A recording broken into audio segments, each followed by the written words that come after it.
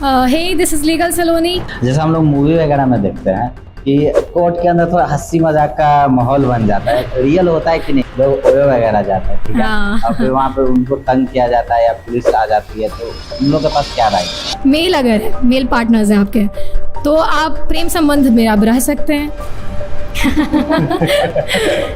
कि मेल का भी रेप हो सकता है, इसका कोई बात ही नहीं हो रहा है। ये सारा लॉज जो है वुमेन ओरिएंटेड है, वुमेन को प्रोटेक्ट कर रहा है। हम लोग अगर एक भी आवाज़ उठाएंगे तो कहानी ख़त्म हो सकता है किसी ये काम। मतलब रील्स में भी बहुत आ रहा था कि डांटा जा रहा था एक पुलिस ऑफिसर को, पुलिस इंस्पेक्टर का जो पूरा मतलब पुलिस स्टेशन को ही सस्पेंड कर दिया गया इस वजह से, क्योंकि उसने एक वुमेन को, इसीलिए हमारे जुडिशरी पे लाखों केस पेंडिंग है और जजेस जो हैं उन पे बहुत बोझ है। और पटना हाई कोर्ट की एक जज हैं जो एक दिन में 100 200 केसेस हैंडल कर रही हैं। अगर कोई दोस्त पैसा ले लिया नहीं दे रहा है हाँ, और मेरे भी कमेंट बॉक्स में और जो मैसेज बॉक्स में यही है कि अगर मेरा कोई दोस्त पैसे ले ले क्या करें। तो कोई ऐसा शब्द जो कि उनके कास्ट से रिलेटेड है, एज अ गाली के तौर पे बिना बेल का सज़ा मिल जाएगा, जेल पे तुरंत जाइएगा। कि अगर कोई लड़का किसी लड़की को शादी के लिए प्रॉमिस करके उसके साथ सेक्सुअल रिलेशनशिप में आ जाता है, तो उसके बाद उससे शादी नहीं करता है, तो फिर लड़की रेप का केस चला देती थी। दोस्तों, आप सभी का स्वागत है हमारे लेटेस्ट पॉडकास्ट में।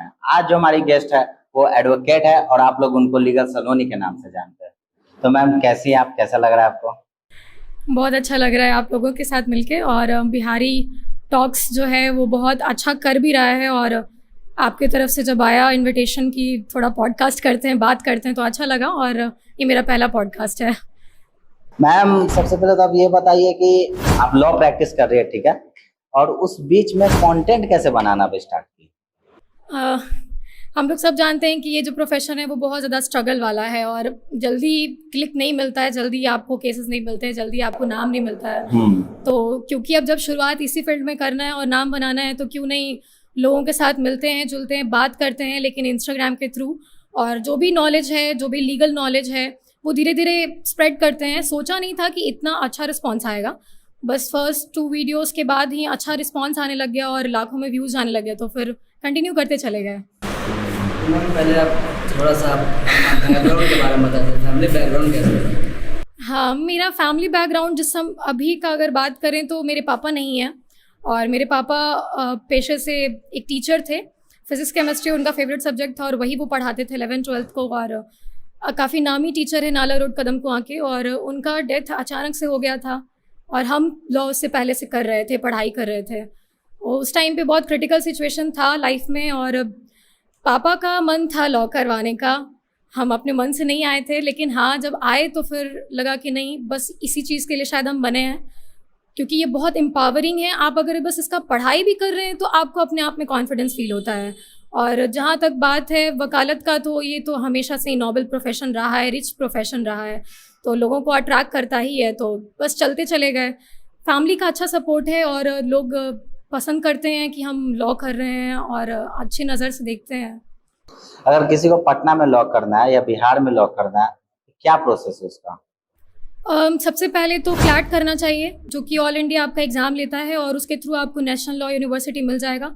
सबसे पहले कोशिश यही होना चाहिए कि आपको नेशनल लॉ यूनिवर्सिटी मिल जाए, ताकि आप अच्छा स्टार्ट कर सकें इस लॉ में आने का, क्योंकि वहाँ से बहुत बड़ा बूस्ट मिलता है। वो एक अपने आप में ही बच्चे को बहुत परिपक्व बना देता है, वो अपना उसका एक अलग करिश्मा है। लेकिन जब हम लोग बात करते हैं कि बाकी सब बच्चे वहाँ नहीं जा सकते हैं, जैसे हम नहीं जा पाए थे, तो फिर क्या करना होगा? बिहार में ही अगर रह के करना पड़े, अगर आप बिहार से भी बाहर नहीं जा सकते तब कहाँ से करें? तो फिर सबसे अच्छा ऑप्शन होगा पटना लॉ कॉलेज। लेकिन ये तब करना है जब आप ग्रेजुएट हो चुके हैं तभी आप उस कॉलेज में जा सकते हैं, क्योंकि वहाँ पे 5 ईयर इंटीग्रेटेड कोर्स नहीं है। लॉ जो है वो 2 तरीके से होता है, एक 3 ईयर कोर्स LLB जो कि आप ग्रेजुएट होते हैं उसके बाद करते हैं, और एक होता है 5 ईयर LLB जो कि आप सीधा 12th के बाद ही करते हैं। तो पटना लॉ कॉलेज बहुत पुराना पटना यूनिवर्सिटी का एफिलिएटेड कॉलेज है, नामी कॉलेज है बिहार का, लेकिन वहाँ अभी भी 5 ईयर कोर्स नहीं प्रोवाइड होता है। तो फिर आप वहाँ नहीं जाके अगर 5 ईयर कोर्स करना है, बिहार से ही करना है, तो और कॉलेजेस से कर सकते हैं। अगर अच्छा पैसा रखते हैं पॉकेट में तो आप अमेठी से कीजिए, वहाँ आपको अच्छा एक्सपोजर भी मिलेगा। नाम तो अमेठी का पूरा ऑल ओवर इंडिया है। अगर वहाँ भी नहीं आप जाना चाहते हैं, थोड़ा सा कम में अगर आप जाना चाहते हैं, तो फिर आप बिहार इंस्टीट्यूट ऑफ लॉ से कर सकते हैं। बिहार इंस्टीट्यूट ऑफ लॉ जो है वो मेरा कॉलेज है, हम उसी से कर रहे हैं और अभी बीते 4 वर्षों में वो बहुत अच्छा कर रहा है। उसका इंफ्रास्ट्रक्चर बहुत बढ़िया बन गया है, फैकल्टी वहाँ बहुत ब्रिलियंट हैं, सारे पीएचडी होल्डर्स हैं और काफ़ी अच्छी पढ़ाई वहाँ मिलती है और सिंसियरिटी है। हम भी वहीं से निकले हैं, लोगों को लगता है कि हम ऑक्सफोर्ड से निकले हैं क्योंकि कमेंट वही आते हैं कि आप इंग्लिश में बात कैसे कर रही हैं, खुद पे काम करना पड़ता है। तो यहाँ से कर सकते हैं। और भी कॉलेजेस हैं, आरपीएस है, कॉमर्स कॉलेज है और हिमालय लॉ कॉलेज है, तो हम लोग यहाँ भी जा सकते हैं। ये सब एफिलिएटेड हैं। हमेशा कोशिश कीजिए कि जो एफिलिएटेड है वहीं से आप अपना लॉ का डिग्री लीजिए, क्योंकि फिर उसका वैल्यू नहीं रहेगा अगर वो एफिलिएटेड नहीं है तो। अच्छा, बहुत लोग सोचते हैं कि लॉ करने के लिए मिनिमम कितना फीस लगता है? मिनिमम 2-3 लाख तो लगेगा ही लगेगा, क्योंकि अगर आप कर रहे हैं प्राइवेट कॉलेजेस से, जैसे मेरा प्राइवेट से प्राइवेट मेरा कॉलेज है, पाटलिपुत्रा यूनिवर्सिटी से एफिलिएटेड है, तो लगभग 4 लाख के पास मुझे लगेगा पढ़ने में लगा। और मेरे दोस्त लोग हैं जो कि बाहर से किए हैं, तो उनको भी लगभग 4-5 लाख लगा ही है। तो अगर बिहार से भी अगर थोड़ा ठीक ठाक जगह से लेकिन प्राइवेट से अगर कर रहे हैं तो 5-6 लाख तो लगना ही है। और अगर इससे भी नीचे जाते हैं तो भी 2-3 लाख मिनिमम लगेगा, क्योंकि लॉ थोड़ा हेक्टिक कोर्स है और प्रोफेशनल कोर्स है, तो पैसा इसमें ज़्यादा लगता है। तो बिहार से इतना स्कोप है? स्कोप क्या है, हम लोग सब जानते हैं कि ये स्ट्रगल वाला लाइफ है, इसमें स्कोप जैसा कुछ है नहीं। कर सकते हैं, अब वही है, बिहार में है तो एक माइंड बच्चे के डाल दिया जाता है कि लॉ कर रहे हो तो जुडिशरी ज़रूर देना, एपीओ ज़रूर देना, सरकारी नौकरी की तरफ भागना। यूपीएससी भी कर सकते हैं जो लॉ ग्रेजुएट हैं। तो बहुत है स्कोप, ऐसा नहीं है कि स्कोप नहीं है, बट वही है, बच्चों को एक्सपोजर यहाँ कम मिलता है। मेरा बस ये एक शिकायत रहता है कि बिहार में एक्सपोजर कम मिलता है, आपको भागना पड़ता है कि अच्छा ये भी कर लेते हैं, अच्छा वो भी कर लेते हैं, तो शायद ज़्यादा जानकारी मिल जाएगा। लेकिन जब वही आप कहीं बड़े कॉलेजेस से करते हैं तो वो आपको अपने कॉलेज में ही वो उतना ज्ञान दे देता है कि आप बाहर कैसे जाके बैठें और बात करें और क्लाइंट को कैसे डील करें और कैसे आप केस पढ़ें, कैसे ड्राफ्टिंग करें। ड्राफ्टिंग बहुत बड़ा हुआ है कि लॉयर्स बनना है तो ड्राफ्टिंग नहीं आता है, तो ये सब स्कूल में ही सिखा दिया जाता है, लॉ स्कूल्स में। लॉ कॉलेज नहीं बोल के लॉ स्कूल्स बोला जाता है, वहाँ सिखा दिया जाता है। लेकिन थोड़ा बिहार में है ऐसा दिक्कत कि कोर्सेज उतना तरीके से अपडेटेड नहीं है जितना कि होना चाहिए। जो हम लोगों को कॉलेज में ही सीख जाएं वो चीज़ बाहर जाके उसके लिए स्ट्रगल करना पड़ता है। तो स्कोप देखा जाए तो है भी और नहीं भी, बीच बीच में कह सकते हैं। और एज अ इंटर्न जो क्या प्रॉब्लम फेस करना पड़ता है बच्चों को बिहार में? एज अ इंटर्न तो अगर रियलिटी बताएं तो आपको कोर्ट में बस जाना है और बैठे रहना है, यही है इंटर्नशिप यहाँ का। प्रॉपर इंटर्नशिप नहीं होता है। अगर सरकारी बात किया जाए, जैसे कंज्यूमर कोर्ट हो गया या फिर लॉ ट्रिब्यूनल कोर्ट्स हो गए, हम लोग सब लोग वहाँ जाते हैं, करते हैं, लेकिन जो सच में बच्चों को काम आएगा फील्ड पे जब वो उतरेंगे एज अ एडवोकेट, वो नहीं सिखाया जाता है। अब पकड़ के तो नहीं सिखाया जाएगा, ये भी बात है। यही हम लोगों को बोला जाता है कि आपको पकड़ के तो नहीं सिखाया जाएगा कि बच्चा ऐसे करो, क्योंकि आप लॉ ग्रेजुएट हैं, आप वकालत पढ़ रहे हैं, आप छोटा मोटा पढ़ाई नहीं कर रहे हैं। आपको खुद से इतना नॉलेज गेन करना होगा कि कैसे इसमें अब सर्वाइव करना है, आपको कोई नहीं सिखाएगा। तो कोई यहाँ माँ बाप आपका नहीं होता है, आपको खुद सीखना है, खुद करना है। और बस वही इंटर्नशिप का देखा जाए तो अपॉर्चुनिटी कम है। लॉ फर्म्स तो देखने को ही नहीं मिलते हैं। हम लोग कॉर्पोरेट में अगर जाना चाहें तो जा नहीं पाते हैं। वो उतना जो एक कॉर्पोरेट है, जो एक वर्ल्ड है, जो पैसा कमाने के लिए लोग जाते हैं, तो बिहार में उसका बहुत कमी है।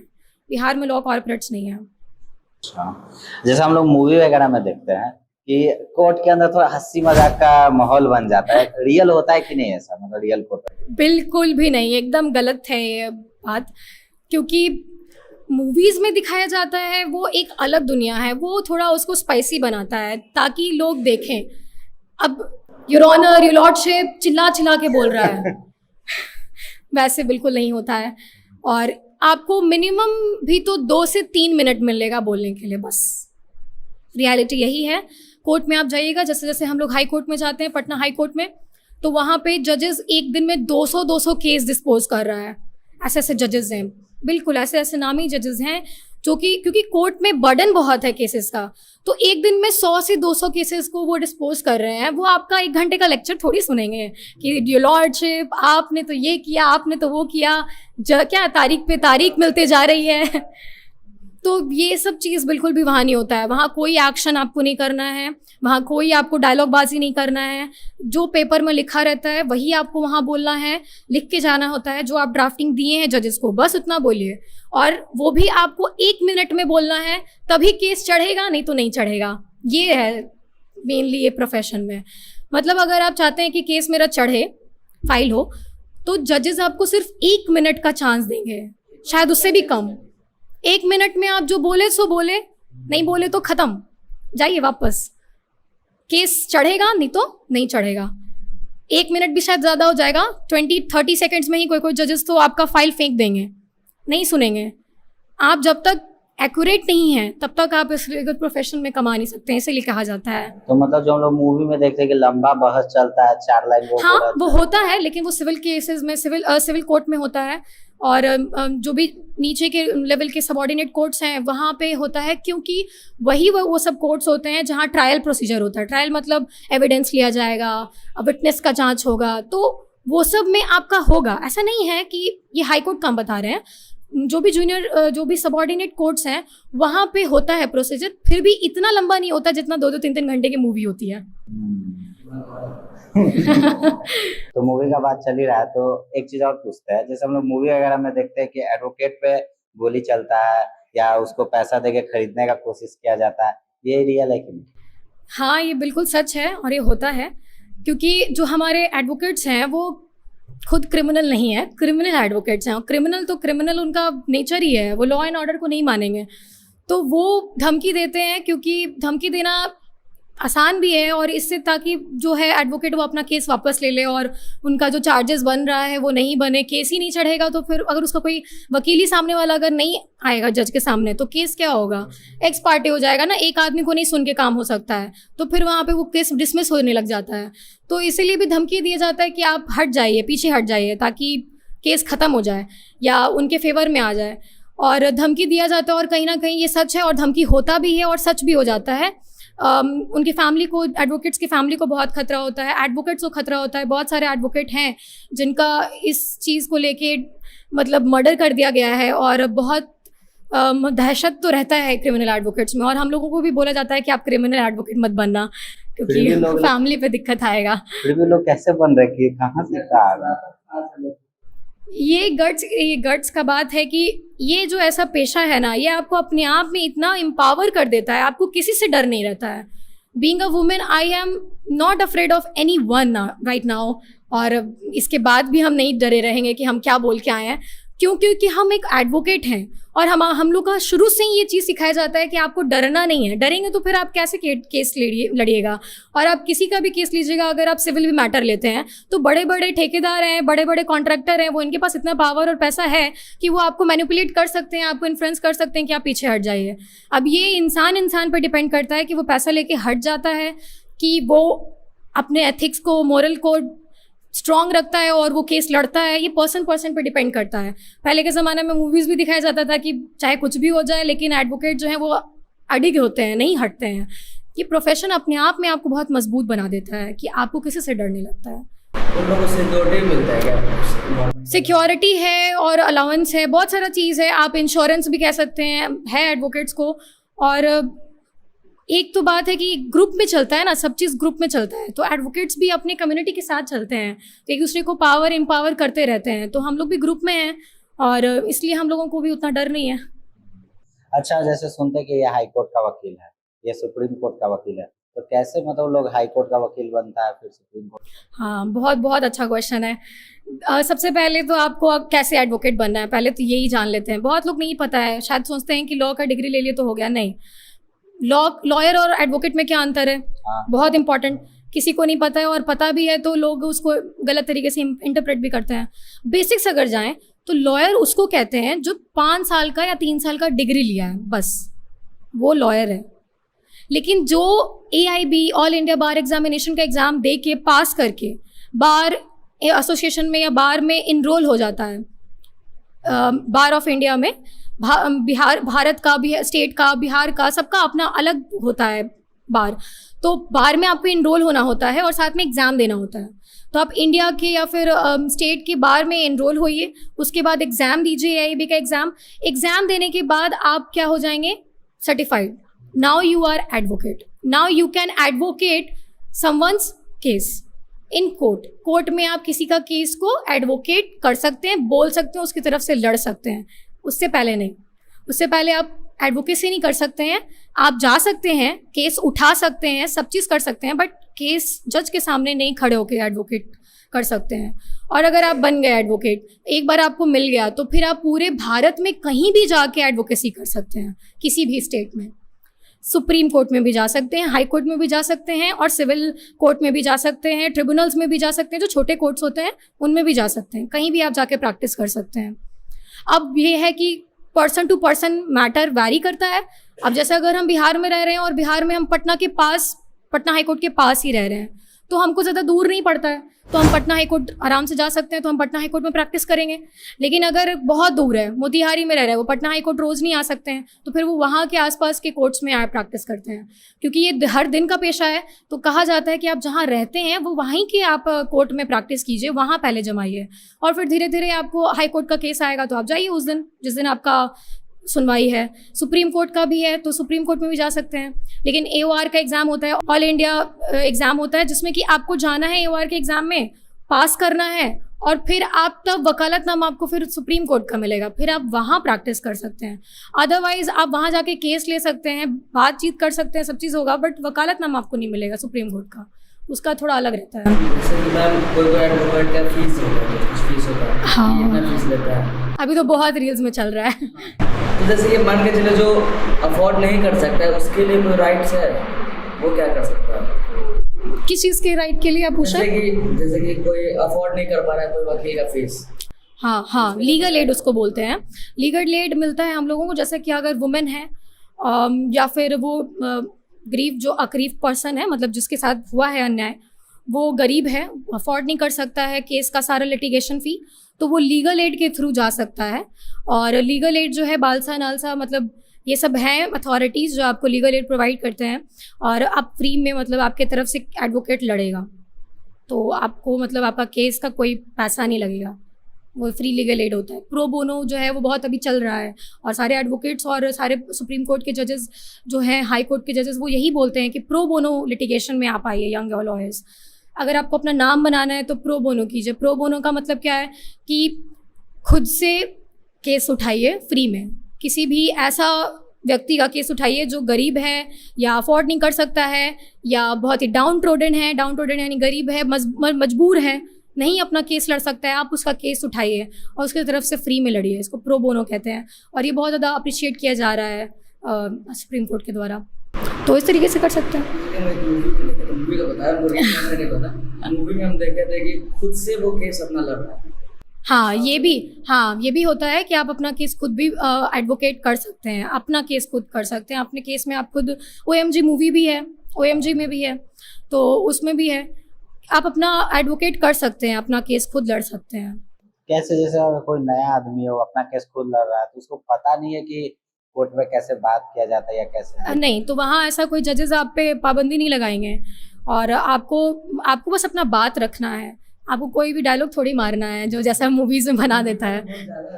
वो बहुत ज़्यादा अग्रीवेट कर देता है, बहुत बढ़ा देता है। उतना बढ़ाने का ज़रूरत नहीं होता है, होता ही नहीं है। Reality is another thing, reel और रियल लाइफ अलग है ना वैसे ही।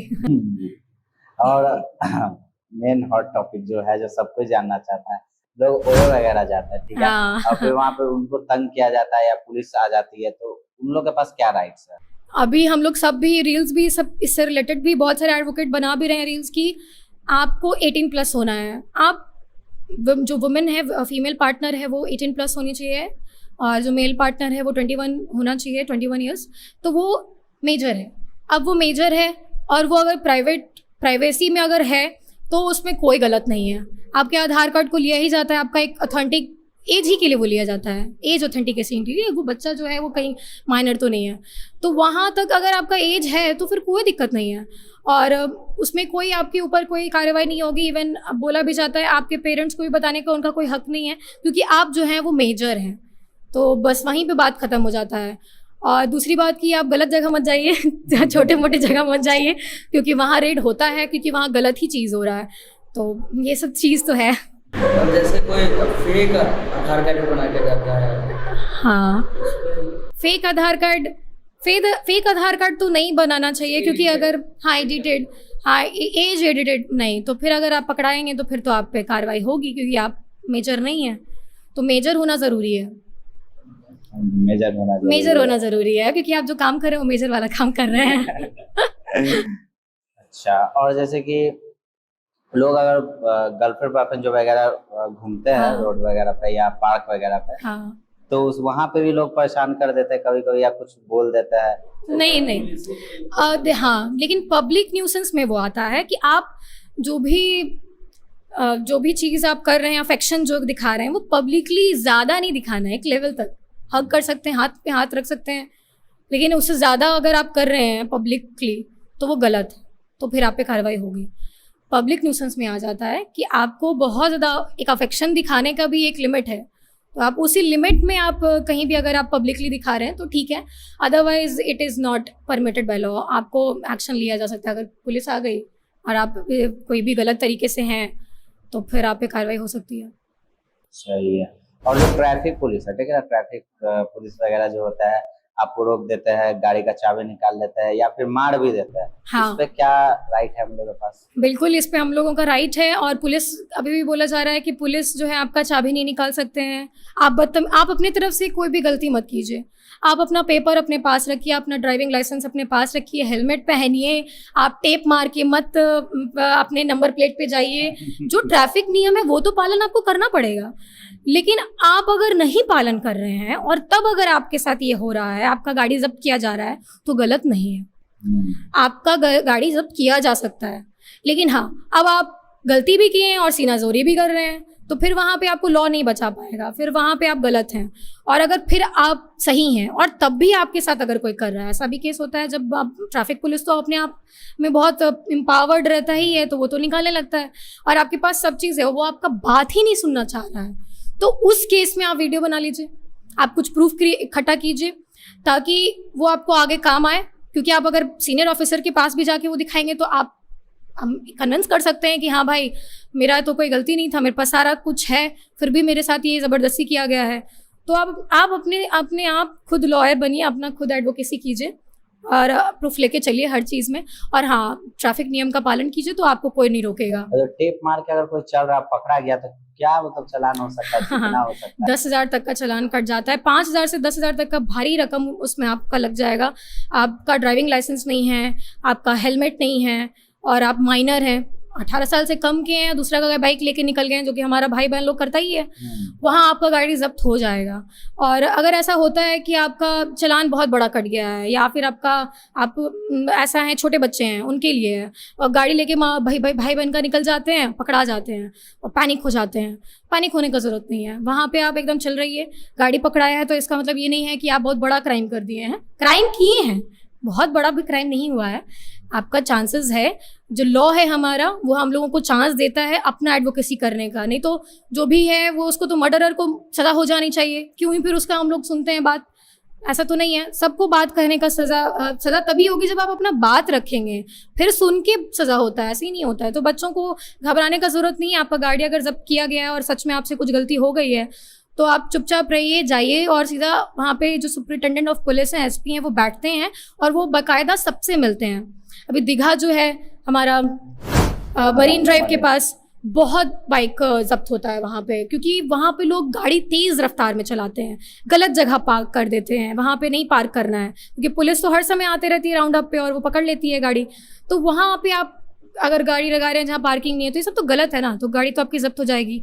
तो अगर ऐसा होता है तो आप सीधा एसपी से जाइए, बात कीजिए, अपना सारा प्रूफ लेके जाइए और वो नेगोशिएशन करते हैं, आपका बात मान के कुछ पैसा कम हो जाता है। और आप अगर जेन्युइन हैं, आपसे सही में गलती हुआ है, जानबूझ के नहीं किया गया है, तो आपका 10-15 हज़ार का चालान 100 में भी हो सकता है, 1000 में भी हो सकता है, 1500 में भी हो सकता है, 2000 में भी निपट जाएगा। हाँ, आपके कन्विंसिंग पे और आपके सर्कमस्टांसेस पे भी डिपेंड करता है कि आपका क्या दिक्कत था। हो सकता है इमरजेंसी में हो, तो फिर आपका वो लोग मानते हैं, वो ऐसा भी नहीं है कि रख लेंगे आपका बाइक। और बहुत कुछ सुनने में ये भी आया कि गाड़ी मेरा पार्क है फिर भी चालान कट जा रहा है, उस केस में क्या किया जाए? हाँ, गाड़ी पार्क है तो गलत जगह पार्क है, ये भी हो सकता है। हाँ नहीं, जैसे फालतू में भी किसी का चालान कट गया, हेलमेट हाँ। पहना हुआ है, फिर भी चालान हाँ हाँ हाँ, तो देखिए अब बहुत माइनर भी होता है और कभी कभी चालान जानबूझ के भी कट जाता है, तो वो सब परिस्थिति में आपको बस वही है, अब आपका कट अगर एक बार चालान कट गया है तो आपको पे करना पड़ेगा, कुछ ना कुछ तो अमाउंट आपको पे करना पड़ेगा। तो आप सीधा जाइए और सीधा सीनियर ऑफिसर से बात कीजिए और मैनेज हो जाता है। मैनेज इन द सेंस, हम लोग का बिहारी लैंग्वेज वाला मैनेज नहीं, मैनेज इन द सेंस कि आपका नेगोशिएशन हो जाएगा, कम कर दिया जाएगा। जैसे कि आप वीडियो का बोल रहे थे कि हाँ। हम लोग बनाते हैं, हाँ। बना लेंगे तो कोई दिक्कत नहीं। जैसे कि हम लोग कहेंगे वीडियो अगर बनाते हैं मोटो ब्लॉगर सब, हाँ। तो उन लोग को मना करता है कि नहीं वीडियो में नहीं बनाना, हम केस कर देंगे। हाँ, ये क्या लगाया हुआ, पहले इसको बंद करो। हाँ, तो पुलिस जो है वो अपनी मर्जी से ही आपको अपना वीडियो देगी। और दूसरा चीज़ है कि अगर कुछ गलत हो रहा है और तब आप वीडियो बना रहे हैं तो वो वैलिड है, क्योंकि अभी हम लोग हाल में भी एक वीडियो देख रहे थे जिसमें कि उसका FIR नहीं लिखा जा रहा था एक लड़की का। हाँ, और वो तब उसका वीडियो बनाई थी तो वो वैलिड है। वो उस समय पुलिस इंस्पेक्टर का ही वीडियो बना रही थी, पुलिस के ऑफिस, पुलिस स्टेशन में खड़े होके। हाँ, तो अगर गलत हो रहा है तो आपका बनाना लाजमी है, लेकिन अगर आप फ़न के लिए बना रहे हैं तो गलत है। इवन अभी जो बाइक राइडर्स होते हैं वो वीडियोस बनाते हैं, स्टंट करते हैं, तो वो सब गलत है, आप फिर बड़े फंस जाइएगा। क्योंकि बहुत लोग क्या है स्टंट करते हैं, मरीन ड्राइव पे भी बहुत सारा मर्डर हो चुका, मतलब मर्डर नहीं कहेंगे, एक्सीडेंट हो चुका है, डेथ हो चुका है, खुलते ही बहुत सारा डेथ हो गया था। क्यों? क्योंकि वो बहुत फास्ट चला रहे थे और जो लिमिट है, स्पीड लिमिट है, वो उतना फॉलो नहीं कर रहे हैं। ये सब गलत चीज़ करेंगे तो फिर आपको फ़ाइन लग रहा है, या पुलिस आपको अगर डांट रही है तो गलत नहीं कर रही है। हम लोग ये नहीं बोल सकते हैं कि पुलिस गलत है। ये बात अलग है कि पुलिस और एडवोकेट का 36 का आंकड़ा रहता है। हाँ, ऐसा क्यों बोला जाता है? ऐसा इसलिए बोला जाता है क्योंकि वकील को हर तरफ से कहीं ना कहीं लॉज पता है और वो उसका यूज़ कर सकते हैं। साथ ही साथ जो वकील है वो अपने आप में बहुत एम्पावर्ड है, तो हम लोगों का चालान नहीं काटते हैं क्योंकि जानते हैं कि ये लोग खुद लॉ जान रहा है, लॉ पढ़ा है, तो लॉ कैसे तोड़ेगा। लेकिन बहुत सारे वकील हैं, हम लोग स्टूडेंट लाइफ में भी एडवोकेट का स्टिकर लगा लेते हैं, यूज़ करते हैं उसको। तो ठीक है, करना नहीं चाहिए स्टिकर जो है आप एडवोकेट का वो नहीं यूज़ करना चाहिए। अगर आप लगाए हुए हैं गाड़ी में और आप हैं नहीं एडवोकेट, नहीं यूज़ करना चाहिए, बट फिर भी लोग करते हैं। अच्छा, लोग जो पुलिस का जो लगा के चलते हैं उस पर, जैसे घर में कोई एक आदमी भी पुलिस हाँ, तो ये सब गलत है। हाँ, तो घर वाला लगा लेते तो ये सब गलत है, ऐसा थोड़ी होना चाहिए। उस पे भी कुछ मतलब चालान या कुछ ऐसा करता है क्या? हाँ, अगर पकड़ा जाएंगे और आप नहीं हैं और गाड़ी का नाम और रजिस्ट्रेशन ऐसे, कोई है फैमिली में कोई है तो आप पापा विधायक हैं तो आप सब लोग विधायक नहीं हो गए। जो होते हैं ना चाचा हमारे विधायक हैं, बिहारी लोग का यही ना है, सब विधायक नहीं है ना, चाचा विधायक हैं, चाचा पुलिस में, आप लोग नहीं हैं। तो वही चीज़ है, आप अपने गाड़ी में बस लगाइए और गाड़ी जिसका है बस उसको यूज़ करना चाहिए। लॉ तो यही कहता है, लेकिन अब यूज़ किया जा रहा है।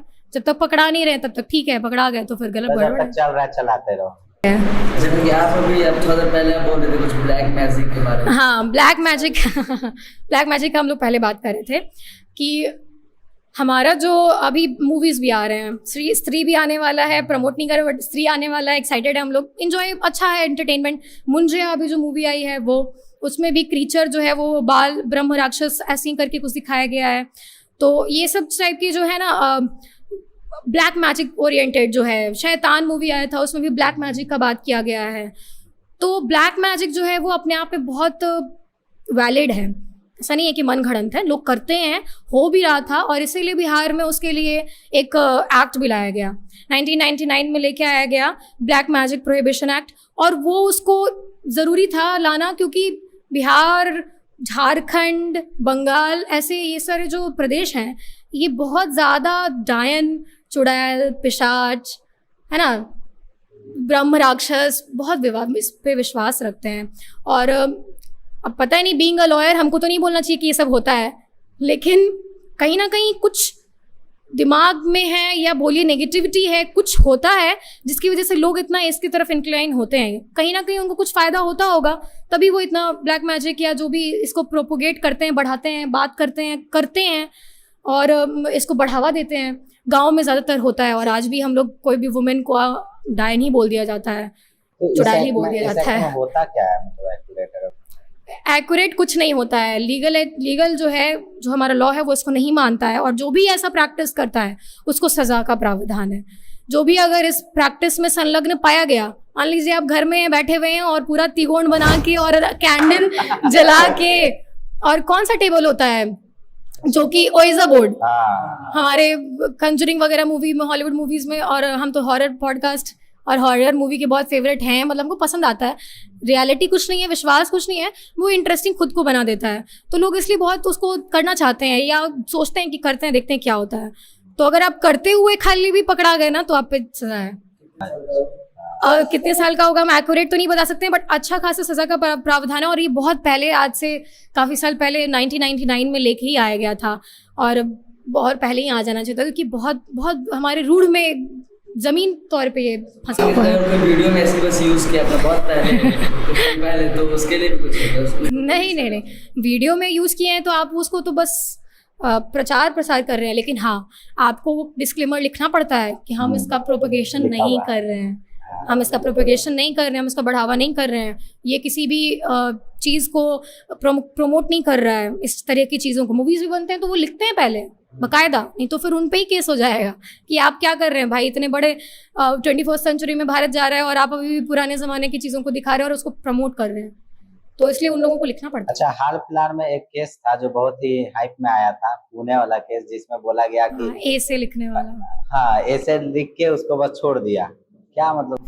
जुवेनाइल जस्टिस में हुआ था, और सही है कि नहीं है ये पता नहीं, लेकिन हाँ अपील कर सकते हैं, और जजेस का अपना अपना पॉइंट ऑफ व्यू होता है। आज तक तो इतना लिबरल नहीं जजमेंट आया है इस मामले में, लेकिन ये अपने आप में बहुत, अब देखिए हर एक जजमेंट जो होता है वो रियल नहीं कहेंगे, हर एक जजमेंट जो होता है वो एक्यूरेट नहीं होता है, परफेक्ट नहीं होता है। हम लोग अपील करते हैं, सिविल कोर्ट में अगर कोई जजमेंट आया तो उसको हाई कोर्ट में लेके जाते हैं, हाई कोर्ट में अगर वो जजमेंट हमको नहीं पसंद आया है, नहीं एक्यूरेट है, अकॉर्डिंग टू लॉ नहीं है, जजेस होते हैं अपने अनुसार करते हैं जजेस जजमेंट, तो आप सुप्रीम कोर्ट में लेके जाइए, और सुप्रीम कोर्ट में भी जो वो होगा वो बाइंडिंग होगा, वो फाइनल होगा, उसको आप नहीं चेंज कर सकते हैं। तो सुप्रीम कोर्ट समझ के ही सब चीज़ करती है, Supreme Court is the guardian of our constitution, वो तो सबसे बड़ी है, सुप्रीम है, तो वो गलत कभी नहीं करती है, लेकिन फिर भी वो भी कोई ऐसा जजमेंट दे देती है जो कि खुद ही अपने जजमेंट को चेंज करती है। जैसे कि होमोसेक्सुअलिटी, मेल और मेल है, अभी के लिए बोल रहे हैं मेल अगर है, मेल पार्टनर्स हैं आपके, तो आप प्रेम संबंध में आप रह सकते हैं उस तरह का प्रेम संबंध, दोस्ती वाला नहीं, प्रेम संबंध में रह सकते हैं, लेकिन पहले नहीं था। डिक्रिमिनलाइज अभी किया गया, मतलब उसको अब क्रिमिनल नहीं माना गया, बट पहले क्रिमिनल माना गया था। तो जजमेंट खुद ही नवतेज सिंह जौहर का केस हो गया, NALSA versus union of India, अपने ही केसेस को सुप्रीम कोर्ट जो जजमेंट देती है उसी को चेंज करती है खुद ही। समय का डिमांड होता है, केसेस का सर्कमस्टांसेस होता है, तो उसके हिसाब से खुद ही चेंज करते चली जाती है। पहले वो बोलती है कि जो होमोसेक्सुअलिटी है, मीन्स अगर मेल और मेल अगर लव अफेयर में है, कंसेंट के साथ, तो कोई दिक्कत नहीं है, फिर बोलती है दिक्कत है, फिर बोलती है अभी जो लेटेस्ट जजमेंट है कि नहीं दिक्कत है। पहले जो है मेल फीमेल और फीमेल है, लव रिलेशनशिप में अब रह सकते हैं, लेकिन पहले नहीं रह सकते थे, उससे पहले भी रह सकते थे। तो जजमेंट खुद ही अपना चेंज करती है सुप्रीम कोर्ट। तो जाइए सुप्रीम कोर्ट में अपील कीजिए, रिवीजन कीजिए, बहुत सारा ऑप्शंस होता है। तो हमको लगता है कि अब उसका केस का क्या सर्कमस्टांसेस है, जजेस को क्या लगा नहीं लगा हम लोग नहीं बोल सकते, बट कहीं ना कहीं क्रिटिसाइज तो हुआ है इसका, ऐसे कोई ऑप्शन तो नहीं है। अच्छा, किसी को फांसी दिया जाता है तो लास्ट में देखते हैं कि पेन को तोड़ दिया जाता है, हाँ, तोड़ा जाता है, उसके पीछे क्या है? इसलिए तोड़ा जाता है क्योंकि ये बहुत अपने आप में ही खराब जजमेंट है, अपने आप में ही बहुत बड़ा जजमेंट है, किसी का लाइफ ख़त्म हो रहा है, तो वो पेन जो है उसको उतना सही नहीं माना जाता है। लीगल क्या है पता नहीं, लेकिन हम लोग यही, इसके पीछे का यही इंटरप्रिटेशन है, बहुत तरह का इंटरप्रिटेशन हो सकता है।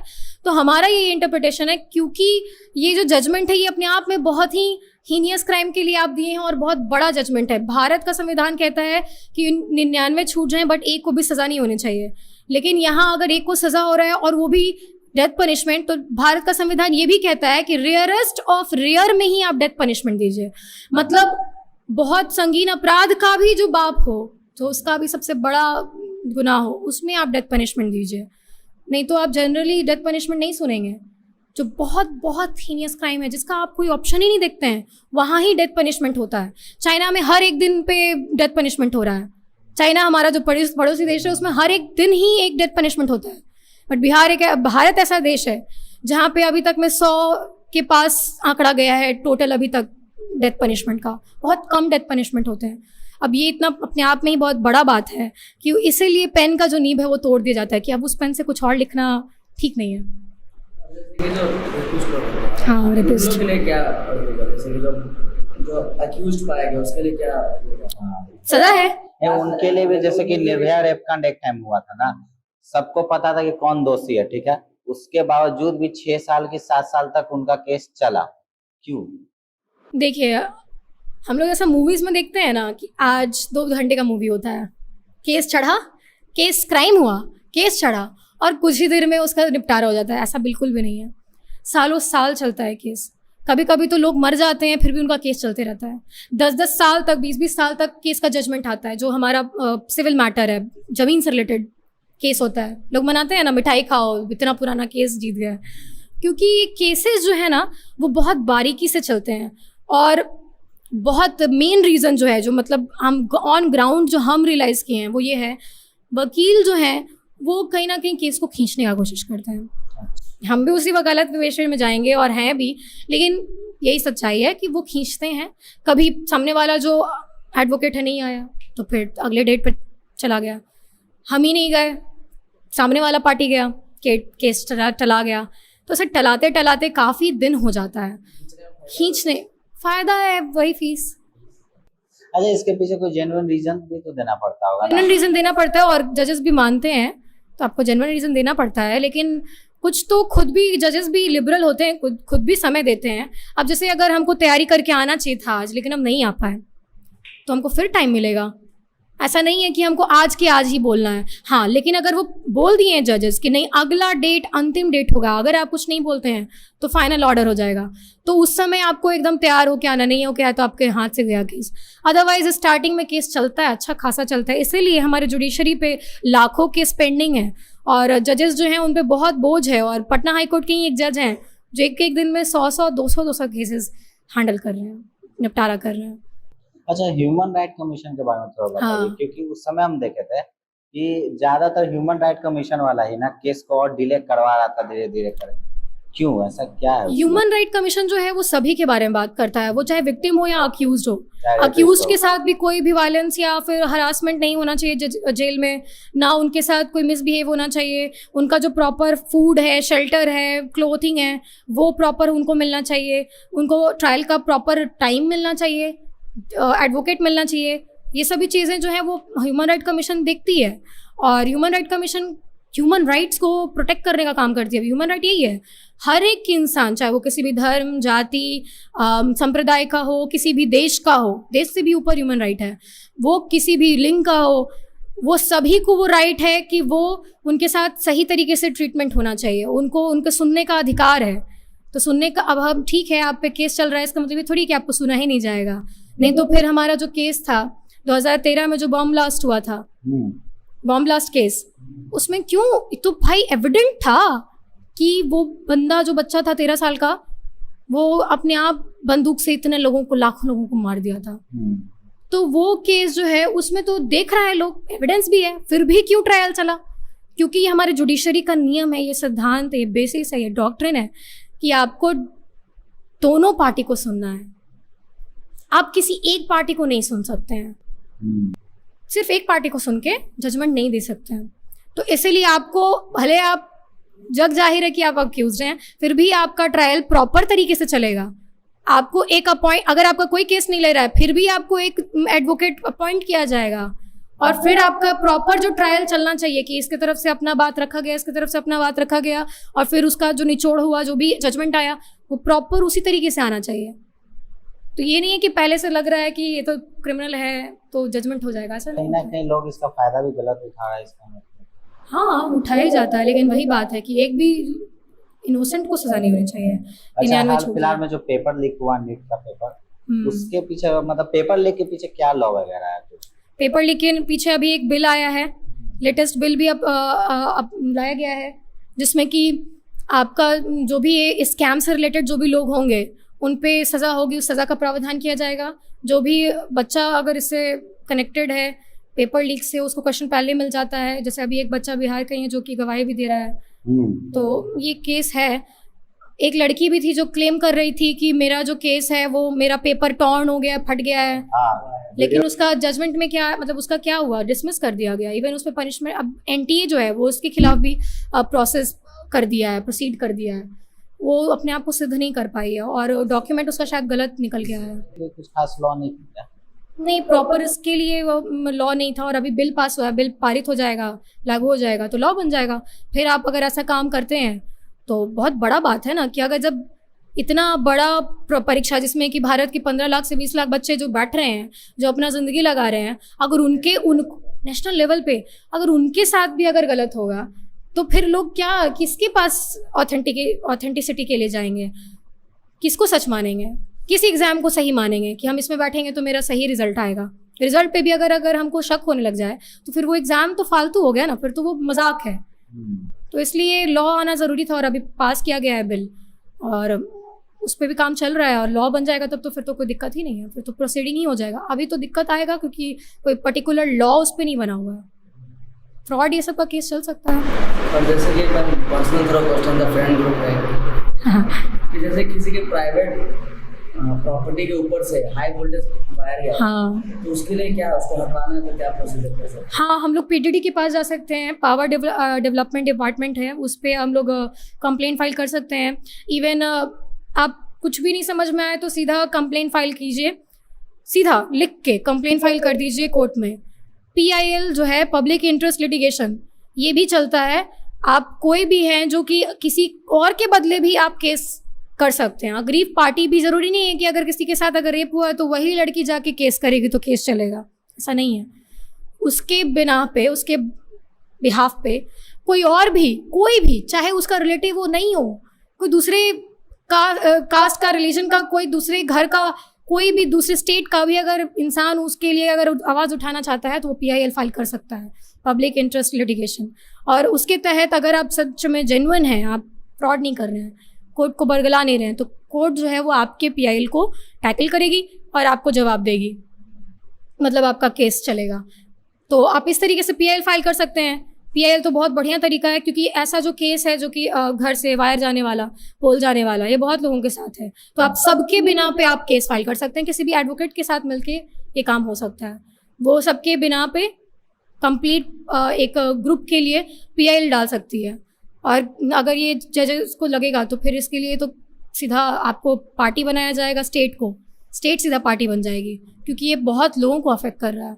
सिर्फ ये एक इंसान का फिर ये केस नहीं रह जाएगा क्योंकि बहुत बड़ा केस है, बहुत बड़ा मामला है, बहुतों के साथ होता है। तो मैम अगर किसी पे केस होता है तो उस पर्सन के पास क्या क्या राइट्स रहता है?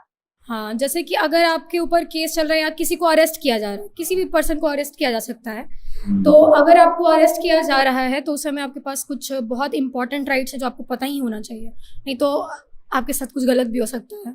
जैसे कि बहुत सारा केसेस है, हुस्नारा खातून का केस है जिसमें कि ट्रायल ही पीरियड में 20-25 साल चला गया है और इंसान का अभी तक जजमेंट नहीं आया, वो 20-25 साल काट चुका है और उसका सज़ा अगर होता भी तो ज़्यादा से ज़्यादा 7 साल होता, और काट लिया इतना ज़्यादा सज़ा। तो ऐसा होता है, अगर आपको अपने बारे में अगर लॉज नहीं पता है, जो कि बेसिक्स लॉज हैं, तो आपके साथ गलत हो सकता है, आपको अवेयर होना होगा।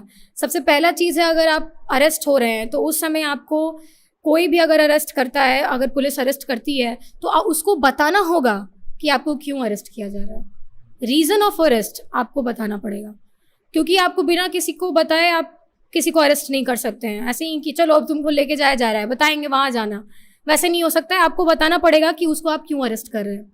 दूसरा, हमारे पास अधिकार है कि हम अपना एक फ़ोन कॉल कर सकते हैं, किसी घर परिवार को बता सकते हैं कि हमको अरेस्ट कर लिया गया है। हाँ, दूसरा, आप अपने मनपसंद का लॉयर अपॉइंट कर सकते हैं, ये भी हमारा अधिकार है। आपको नहीं रोक सकता है कोई कि अरे आपका एडवोकेट को भगा देगा या नहीं रखने देगा, तो वैसा नहीं है। आपको अपना मनपसंद एडवोकेट रखने का भी अधिकार है। जेल में चले गए हैं फिर भी आप रख सकते हैं, मिल सकते हैं, उससे बात कर सकते हैं।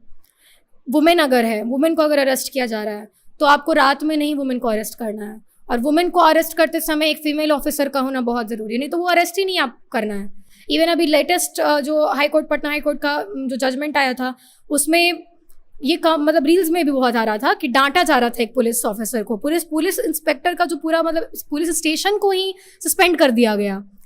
उसका केस का साइटेशन नहीं याद है, लेकिन उसको पूरे पुलिस स्टेशन को ही सस्पेंड कर दिया गया बस इस वजह से क्योंकि उसने एक वुमेन को सुबह 4 बजे भोर में, जब उस समय हल्का अंधेरा ही था, उस समय अरेस्ट किया। तो हमारे पास अधिकार है कि हमें सूर्यास्त के बाद और सूर्योदय से पहले, जब तक अच्छा खासा लाइट नहीं हो जाए, हम लोगों को कोई भी अरेस्ट नहीं कर सकता है।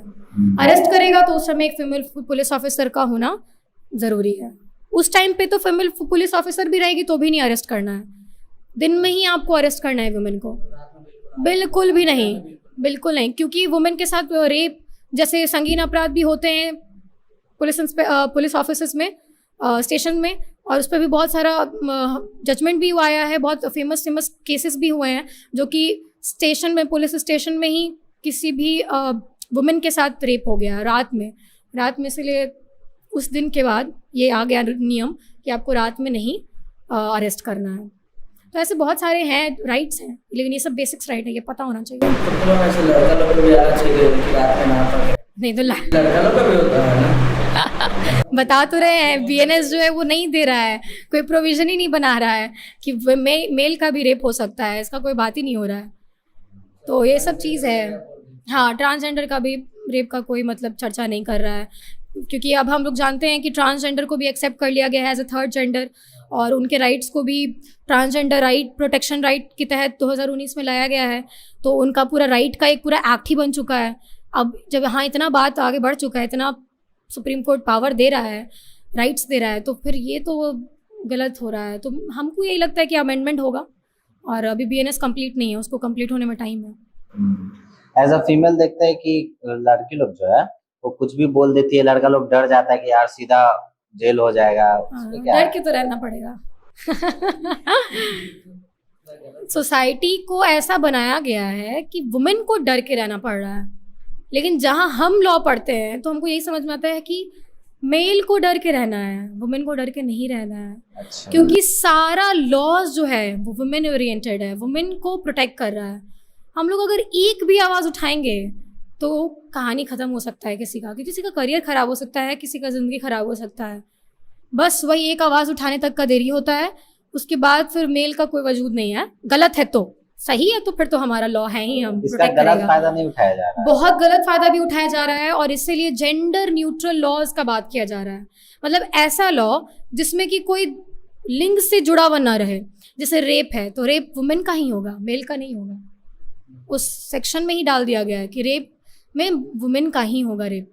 तो इसको भी जो जजमेंट है, सुप्रीम कोर्ट ने ये कहा था कि इसको जेंडर न्यूट्रल बनाओ। ये जो नया संहिता आया है, कानून आया है, उसके आने के पहले ये कहा गया था कि ऐसा नियम आना चाहिए जिसमें कि मेल का भी राइट का बात हो, मेल को भी प्रोटेक्ट किया जाए। क्योंकि सबसे ज़्यादा मिसयूज़ अगर किसी लॉ का हो रहा है या किसी प्रोविजन का हो रहा है तो वो 498 डोमेस्टिक वायलेंस, ये सब का बहुत ज़्यादा मिसयूज़ हो रहा है। मेल जो है, हस्बैंड जो है, उनको गलत तरीके से जेल में बंद कराया जा रहा है, उनके परिवार को, क्योंकि एक कंप्लेन करने का तो देरी है, तो फिर आप और आपका परिवार जेल के अंदर हो। सुनने में आता है कि अगर लड़की केस करती है तो बिना पूछे सीधा जेल। वही वो केस हो जाएगा, क्योंकि वो केस ही इतना स्ट्रांग बनाया गया है, प्रोविजंस इतने स्ट्रांग बनाए गए हैं 498, जिसमें कि आप अगर किसी भी वुमेन को क्रुएलिटी कर रहे हैं, हरास कर रहे हैं, डाउरी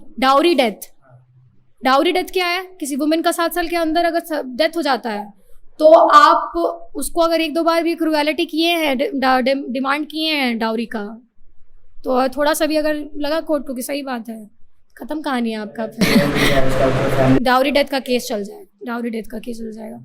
ये बहुत ज़्यादा बहुत हार्ड बनाया गया है, बहुत मजाक थोड़ी होता है केस, मजाक नहीं होता है, झूठ होता है। अब अगर ये भी तो नियम आना चाहिए कि अगर कोई वुमेन झूठ बोल रही है तो क्या हो, ये सब का बात नहीं किया गया है। क्योंकि फिर क्या होगा ना कि फिर इसका भी रिपरकशंस वुमेन पे आएगा, फिर वुमेन कम आएंगी बात करने के लिए, ऐसे ही वुमेन कम आती हैं, तो मिसयूज़ हो रहा है। सबसे ज़्यादा मिसयूज़ 498 का होता है।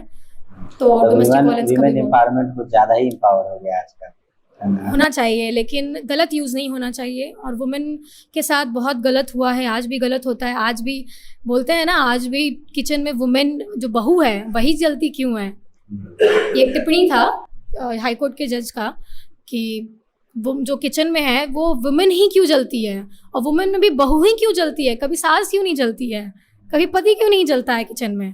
बोलते हैं किचन में आग लगा जल गई, तो जल के मरना तो सबसे हीनियस है, सबसे बुरा है, सबसे खराब माना गया है हिंदू धर्म में। सबसे बुरा मौत है जल के मरना, और वो अगर हो रहा है मतलब इस परिस्थिति में जिंदा जल के मरना, तो बहुत गलत है। और वो हमेशा बहू के साथ ही क्यों हो रहा है? तो ये क्योंकि ये किया जाता है गाँव में किया जा रहा है। पहले होता होगा, उसके बाद से एक रूल बना, लेकिन अब उसका गलत फायदा उठाया जा रहा है। गलत बहुत ज़्यादा फ़ायदा उठाया जा रहा है और नहीं उठाना चाहिए, क्योंकि अगर ऐसा करते हैं तो जो हकदार है उसको सज़ा नहीं होता है, जिसको हक मिलना चाहिए, जिसको न्याय मिलना चाहिए, उसको न्याय नहीं मिलता है, क्योंकि आप गलत कर रहे हैं। कैसे होता है, चोर आया लास्ट में चोर सच में आता है तो कोई बचाने नहीं आता है। तो सारी वुमेन अगर गलत उसका यूज़ करेंगे तो जो वुमेन सच में जिसके साथ हो रहा है फिर उसको सज़ा नहीं मिलेगा, उसको न्याय नहीं मिलेगा। तो हम लोग को बीइंग अ वुमेन, हम लोगों को कभी भी लॉज का मिसयूज़ नहीं करना चाहिए, और ये सभी वुमेन को पता होना चाहिए कि हम लोग को डर के रहने का ज़रूरत नहीं है, मेल को डर के रहने का ज़रूरत है। और जैसे कि डिवोर्स वाला जो मैटर है, हाँ, तो डिवोर्स अगर कोई भी लेता है तो लड़का ही क्यों पैसा दे 70%? एक रिमोट भी अभी फैला था, हार्दिक पांडे वाला। अभी बहुत ह्यूमर भी फैला था। देखिए बात क्या है कि हमारा जो मेंटेनेंस है वुमेन हिंदू लॉ में वो कहता है कि ये जेंडर न्यूट्रल है, यानी दोनों दे सकते हैं मेंटेनेंस। अगर ऐसा हो कि पत्नी ज़्यादा कमाती है, ज़्यादा वेल ऑफ है, तो फिर पति को देने का ज़रूरत नहीं है, फिर पत्नी को देना होगा। ये भी है नियम, ऐसा नहीं कि अंधा है नियम, कानून अंधा नहीं है। बात अलग है कि कानून अंधा है लेकिन इस तरीके से भी अंधा नहीं है। हम लोगों को मेल को भी दिया गया है कि आप भी प्रोविज़न है कि मेल भी अप्लाई कर सकते हैं। अगर कोर्ट को ये लगता है कि सही में ये जो हैं कम नहीं कमाते हैं या नहीं इनका उतना वेल ऑफ है, पत्नी ज़्यादा कमाती है, पत्नी के पास है वो, तो वो मेंटेनेंस करेगी, मेंटेनेंस देगी।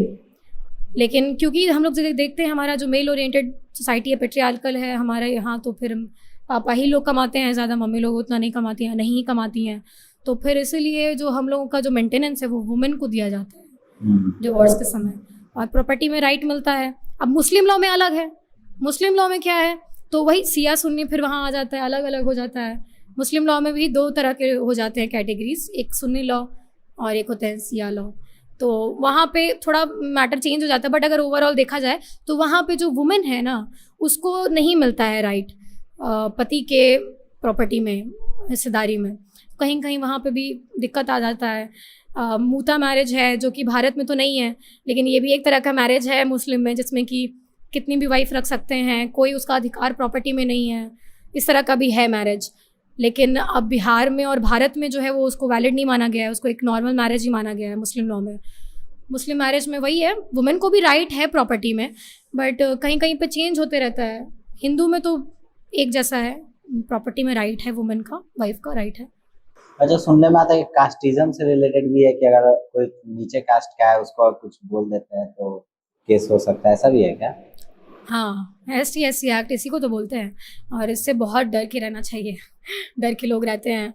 अगर आप किसी को भी कुछ भी बोल देते हैं, टिप्पणी कर देते हैं पब्लिकली, और वो कोई ऐसा शब्द जो कि उनके कास्ट से रिलेटेड है एज अ गाली के तौर पे, तो फिर वो उसके तरफ से आवाज़ उठा सकते हैं और आपको बिना बेल का सज़ा मिल जाएगा, आप जेल पे तुरंत जाइएगा, बिना कोई आपका बात सुने ही आपको जेल में बिना वारंट के आप डाल उस समय वो काम नहीं आएगा कि कोई मेरे को अरेस्ट करने के लिए आया है तो उस समय वारंट दिखाओ, ये सब नहीं। 2 तरह का आपको जेल हो सकता है, एक होता है वारंट, एक होता है नॉन वारंट।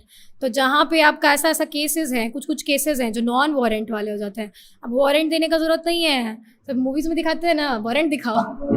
तो बहुत सारे ऐसे लॉज हैं, ऐसे प्रोविजंस हैं जो बहुत ज़्यादा हीनियस हैं, संगीन हैं, तो वहाँ आपको वारंट का ज़रूरत नहीं है, आपको डायरेक्टली अरेस्ट किया जा सकता है, पुलिस के पास पावर है। और कुछ केस, मैक्सिमम केसेस में है कि आपको वारंट दिखाएगा, मजिस्ट्रेट की तरफ से एक चिट्ठी होती है, आपको इस चीज़ के लिए अरेस्ट किया जा रहा है, इसी को वारंट कहते हैं। तो वारंट जो है वो सब जगह नहीं निकलता है, तो ये सब जो है ST SC वगैरह में डायरेक्टली आपको अरेस्ट किया जाएगा, फिर बाद में आप अपना दीजिए सफाई। फीमेल के केस में भी? हाँ, फीमेल के भी बहुत सारे केस में हैं, जैसे कि यही हो गया, रेप हो गया, बड़ा संगीन अपराध है, फिर डोमेस्टिक वायलेंस हो गया, क्रूएलिटी, हरासमेंट, ये सब हो गया। अच्छा, और कोई स्टॉकिंग भी है तो और अगर कोई दोस्त पैसा ले लिया नहीं दे रहा है हाँ, और मेरे भी कमेंट बॉक्स में और जो मैसेज बॉक्स में यही है कि अगर मेरा कोई दोस्त पैसे ले ले क्या करें। कुछ दिक्कत नहीं है, अभी हम लोग का जो भी प्रूफ होना चाहिए कि पैसा लिया गया है। और केस कीजिए। अगर केस करते तो किस क्या हो सकता है? केस कीजिएगा तो फिर आपको सामने वाली पार्टी को समन होगा, बुलाया जाएगा, सामने वाली पार्टी आएगी, बात रखा जाएगा कि हाँ हम उसको पैसा दे दिए हैं, चुका दिए हैं, या हम नहीं चुकाए हैं, कोई पेपर चुकाना भी है तो भाई अब जो भी कीजिए बैंक ट्रांजैक्शन कीजिए। बैंक से क्या होता है कि आपका प्रूफ होता है, तो अगर आप किसी का मैसेज भी नहीं रखते हैं फिर भी आपका बैंक ट्रांजैक्शन तो है ना, वो तो दिखा सकते हैं।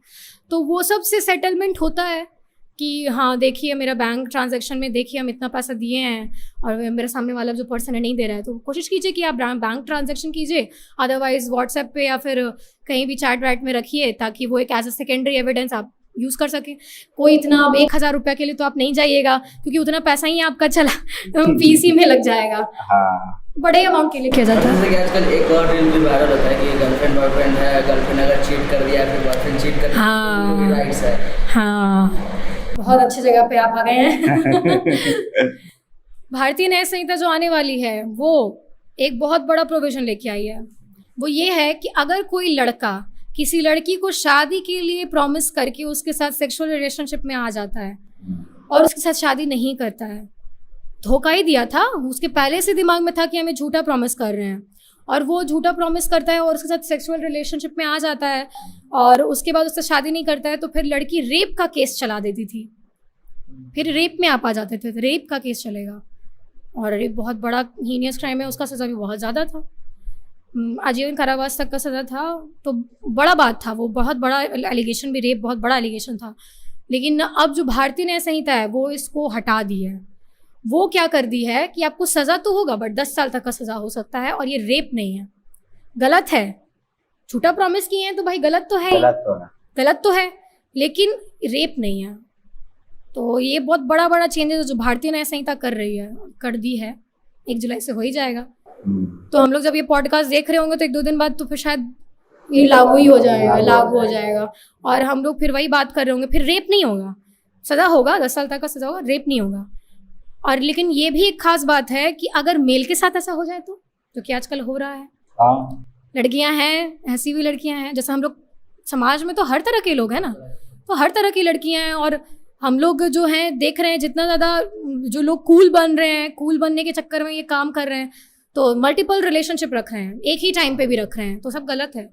साथ ही साथ लिव इन रिलेशनशिप में भी तो मिल ही चुका है जजमेंट कि ये सही है, अप्लाई मतलब अपना लिया गया है कोर्ट के द्वारा। लेकिन अगर आपको शादी के लिए कह के अगर आपके साथ लड़का के साथ अगर ऐसा हो रहा है, कोई प्रावधान नहीं है, तो फिर आप समझ लीजिए कि कोई चांसेस नहीं है। फ्रॉड का चाहिए फिर करिए, लेकिन फ्रॉड का क्या करिएगा, आपके साथ धोखा हुआ है, धोखा मिला है आपको, लेकिन इस तरीके से आप किसी बड़े हीनियस क्राइम के तहत कोई प्रोविजन आपके लिए नहीं बना है कि आपको अगर कोई धोखा दे रहा है तो आप जा सकते हैं। आने में समय, हाँ, जेंडर न्यूट्रल बनाना चाहिए था इस केस को। तो हम लोग पॉडकास्ट वहीं पे खत्म करते हैं, ठीक है? उससे पहले आप ऑडियंस को जो कुछ अगर बताना चाहती हैं तो आप बता सकती हैं। हे, दिस इज लीगल सलोनी, और ये मेरा लाइन जो है वो बहुत लोगों को पसंद आया है और बहुत लोग मतलब इसको अप्रिशिएट करते हैं। तो आप मेरा चैनल देख सकते हैं, यूट्यूब चैनल मेरा भी बन चुका है, और हम लोग भी उसमें पढ़ाई से रिलेटेड बात करते हैं, जुडिशरी का तैयारी करते हैं, जुडिशरी हम भी तैयारी करने जा रहे हैं, करेंगे, साथ में मिलके करेंगे। और क्योंकि ये जर्नी अपने आप में ही बहुत पेचीदा है, डरावना है, क्योंकि होगा नहीं होगा ये हर बच्चे के मन में आता है, तो बच्चा डरा रहता है, हम भी डरे हुए हैं कि क्या होगा। लेकिन तैयारी करने में कोई बुराई नहीं है, पढ़ने में कोई बुराई नहीं है, नॉलेज कहीं वेस्ट नहीं होता है, आज नहीं तो कल इसी अगर प्रोफेशन में रहना है तो ये नॉलेज काम आएगा। तो आप अच्छे से अवेयर रहिए, जानकारी रखिए, लीगल सलोनी के साथ जुड़े रहिए, बिहारी टॉक्स के साथ जुड़े रहिए, और आगे बढ़ते रहिए, और कुछ ना कुछ हर दिन नया सीखिए, और मुश्किल से मत डरिए, क्योंकि आज हम जहाँ बैठे हैं, हम 2 दिन पहले भी नहीं सोचे थे कि हम कहीं पॉडकास्ट में बैठे होंगे, या 1-2 सप्ताह पहले, 1-2 महीने पहले नहीं सोचे थे कि हम एक चैनल चला रहे होंगे। तो कुछ भी हो सकता है, कभी भी हो सकता है। बस एक चीज़ याद रखना है कि हमको ज़िंदगी में कुछ करना है, बस लड़कों के लिए भी और लड़कियों के लिए भी, कि हमको कुछ ज़िंदगी में करना है और बहुत बड़ा करना है। यही अपने आप में मोटिवेशन का काम करता है। मोटिवेटेड रहिए और बस करते रहिए।